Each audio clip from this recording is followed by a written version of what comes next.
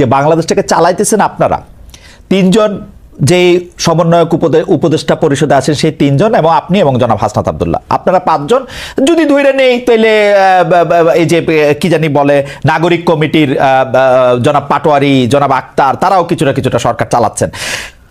আপনারা সব জায়গায় সালিশ মোকদ্দমা করতেছেন, আপনাদের কথায় আপনারা বদলি করতেছেন, আপনাদের কথা আমি যা শুনি আর কি, এইগুলি কি মিথ্যা? মানে উপদেষ্টাদের মধ্যেও অনেকে এইটি দেখতেছেন যে আপনারা যেটা বলতেছেন, আপনারা যেদিকে যাইতেছেন দেশটা সেদিকেই যাচ্ছে। ব্যাপারটা এরকম না।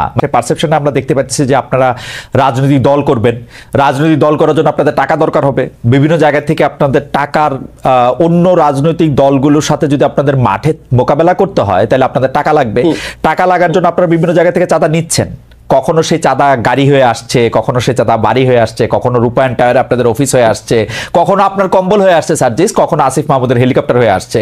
তো ওই যে চাঁদার অংশটুকু আপনারা পাচ্ছেন, সেটা পাইতে হলে আপনাদের তো কিছু না কিছু কাজ করে দিতে হবে। সেই কাজগুলিও আপনারা করতেছেন। এইটা হচ্ছে পারসেপশন, এটা হচ্ছে আপনাদের বিরুদ্ধে অভিযোগ। যদি আপনি বলেন বা কেউ এটা অভিযোগ হিসেবেও দেখতে চান না, কেউ মনে করেন যে এটা ঠিকই আছে, এটা নিয়ে আমরা আপনার সাথে একটু কথা বলবো। আপনারা নির্বাচন চান না, এটাই আমাদের ম্যান্ডেট, সেইটা একটা আওয়ামী প্রবণতা এবং অন্যান্য আওয়ামী প্রবণতাও আপনাদের মধ্যে দেখেছেন কিনা। আমিও এই প্রশ্ন করেছিলাম যে আপনাদের কাজ মাঝে মাঝে আমার কাছে খুবই আওয়ামী লীগের মতো মনে হয়। পুরো ব্যাপারটা ধরে যদি একটু বলেন। যেমন ভাই এক্সাম্পলটা দেন, আপনার লাস্ট কথার একটা যে এক্সাম্পল। যেমন আওয়ামী লীগও পছন্দ করতো না তাদের বিরুদ্ধে কোনো কিছু লেখা হইলে, আওয়ামী লীগ কোনোদিন পছন্দ করতো না তাদেরকে কেউ সমালোচনা করলে, আওয়ামী লীগ খুবই বিভিন্ন জায়গায় গিয়ে এই হুমকি দিত আমরা যেটা বলবো সেইটাই হবে। আওয়ামী লীগ বলতো যে ভোটের দরকার নাই, উন্নয়ন আসে। এই সরকারের মধ্যে থেকে অনেকে বা এই সরকারের সমর্থক অনেকে এটা বলতে চায় যে নতুন করে নির্বাচনের দরকার নাই, আগে আমরা সংস্কার করব, আমাদের এইটাই ম্যান্ডেট, গণ অভ্যুত্থানই আমাদের ম্যান্ডেট।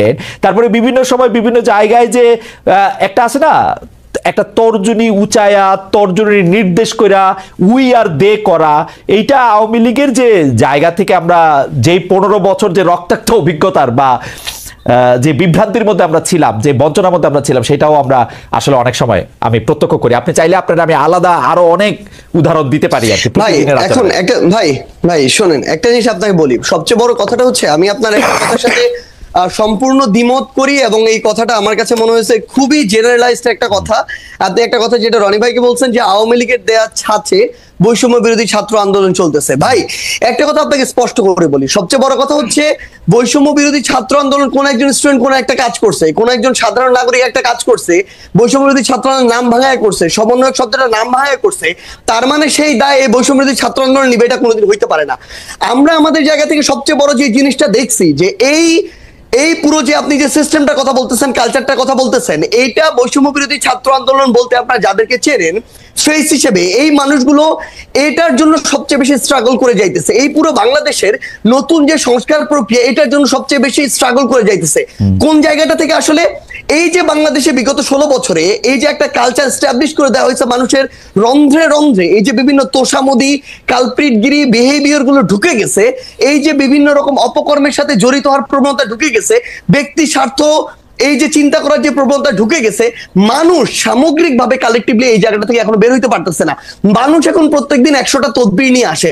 মানুষ এখনো তাদের জায়গা থেকে নিজেরটা দেখে শুধুমাত্র যে আমি ট্রান্সফার নিয়ে আজকে যদি ভোলা থেকে ঢাকায় যাই আমার ফ্যামিলি একটু ভালো থাকবে, কিন্তু ঢাকার যে ফ্যামিলিটা বরিশালে যাবে তার কি হলো সেটা মানুষ চিন্তা করে না।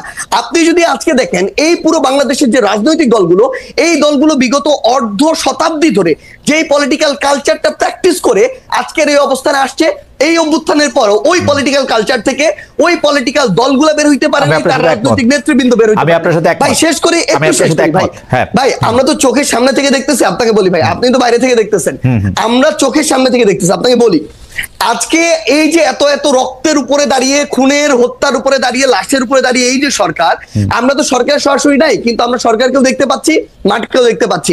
আমাদের সবচেয়ে বড় যে সুবিধাটা হয়েছে, মানুষের না আসল চরিত্রটা আমরা দেখতে পাচ্ছি। বড় বড় রাজনীতিবিদ, বড় বড় সুশীল, বড় বড় শিক্ষাবিদ, বড় বড় মিডিয়া ব্যক্তিত্ব, এগুলো আপনার সামনে যতটা ভদ্র যেভাবে প্রেজেন্ট করে, ভিতরে এক একটা কালপ্রিট এবং ভণ্ড। এরা ভিতরে ভিতরে নেগোসিয়েশন করে, ভিতরে ভিতরে এরা তদবির করে, ভিতরে ভিতরে এরা আগের কালচারটা এস্টাবলিশ করার জন্য মাঠে তাদের ছেলেদেরকে পাঠায় চাঁদাবাজি করে, উপরে এসে বলে কে ওখানে চাঁদাবাজি করতে গেছে। এই যে রাজনৈতিক দলের বড় বড় যে নেতাকর্মীগুলো, তারা যদি মাঠ পর্যায়ে বাংলাদেশের বড় রাজনৈতিক দলগুলো সহযোগিতা না করে, তাদের যারা কর্মী তাদেরকে তলে তলে ওই ভিতরে পাঠায়, আবার উপরে উপরে আজকে আপনি দেখেন কেন আওয়ামী লীগের বিচার হইতেছে না।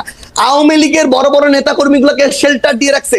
আমি বলি জেলা আওয়ামী লীগের সাধারণ সম্পাদক সভাপতিকে শেল্টার দিচ্ছে জেলার অন্য কোন বড় রাজনৈতিক দলের সভাপতি সাধারণ সম্পাদক।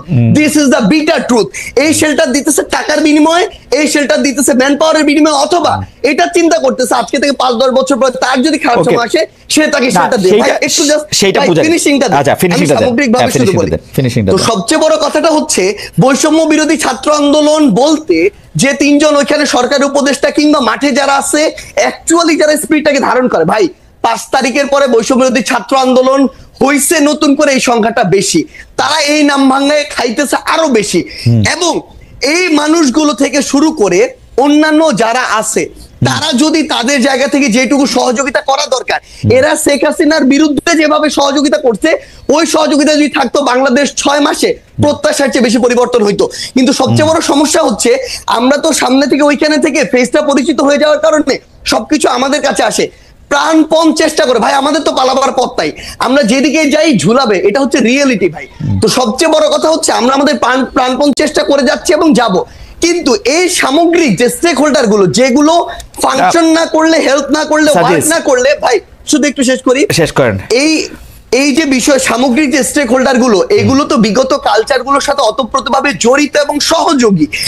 এরা যদি এই কালচার থেকে বের না হয়, বৈষম্য বিরোধী ছাত্র আন্দোলন বলতে যাদেরকে চেনেন বা যারা আছে তারা তাদের জায়গা থেকে যতটুকুই কাজ করুক না কেন ওই কাজগুলো আওয়ামী লীগের মতো করে হয়ে যাচ্ছে। সাজিদ খুবই চমৎকার আপনি বলছেন।